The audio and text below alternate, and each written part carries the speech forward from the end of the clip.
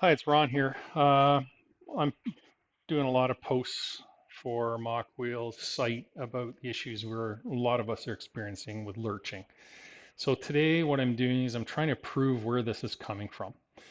And what I've done is I've hooked my multimeter up to the throttle. And what this will do is tell me how this throttle is varying the power level to the motor. In other words, is this throttle actually a switch on and off, like some people say, or is it supposed to produce a range of power? I've changed my speed limit to maximum of 100 kilometers per hour, which I guess in miles per hour. Actually, I switched the units to miles for you guys because I think almost everybody here is American. I'm probably the only Canadian on the site. Anyways, here we go. So I'm going to show you, you can't see my thumb on the throttle, but I'm going to describe it as I'm pushing it. A dead throttle produces 0.859 volts, which is so the scale is 5 volts. That's what the power delivered to the throttle is 5.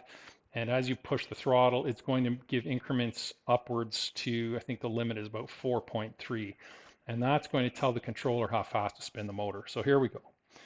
Just touching the throttle. 8.7, 8.8, 8.9, and 0.9, 1 volt, 1 point. So the motor kicks in at 1.2 volts. And for me to maintain 1.2 volts on the throttle is next to impossible. I am trying like hell to keep my thumb from moving. So at 1.2 something, we're doing 1.9 miles per hour. Now I'm going to head up to 1.3.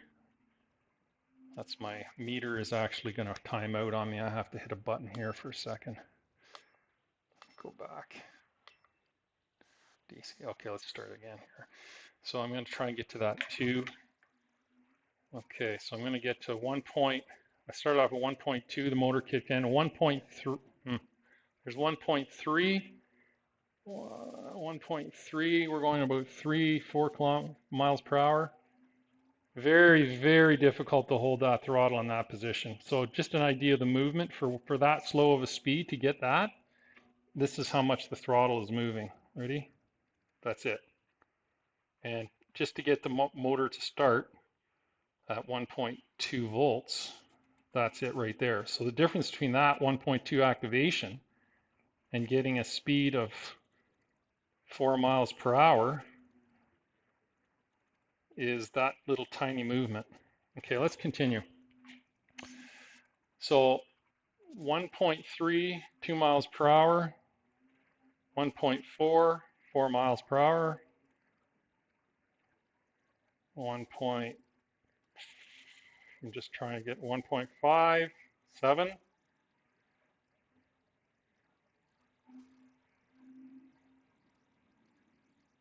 1.6, 9. Again, trying to maintain it is very, very hard. It looks like 1.63 is 10. 1.7 volts is 12. 1.8, 14.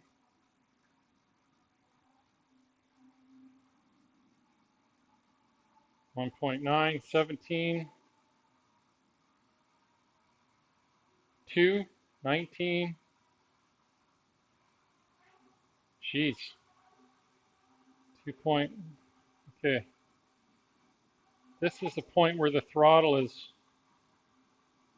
just between 2.1, 2.2, 2.3. These speeds are really increasing now in smaller numbers. So 2.2 is 24, 2.3 is 27, 2.4 is 28, 2.5, 30. I'll let you guys read it as I go here rather than call it out. 0.7, 2.93. Actually, it seems to have pegged out. 35 miles per hour is the peg. That's the top speed. And whether I'm at a full throttle of 4.2 or backing off the throttle down to 2.9, 2.8, looks like 2.7, 2.8. So this is essentially what I want to show you here is the throttle range. So that's max speed. Here's my throttle. Here's the movement that's irrelevant.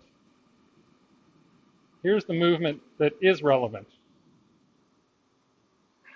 So that is why we're having such a difficulty of trying to maintain slow speeds. The throttle is just, it's too sensitive. So you don't have enough movement within the range for activating those speeds on the motor. And I think that's the problem. So I've got some new throttles coming, and I'm going to test them and see how it works.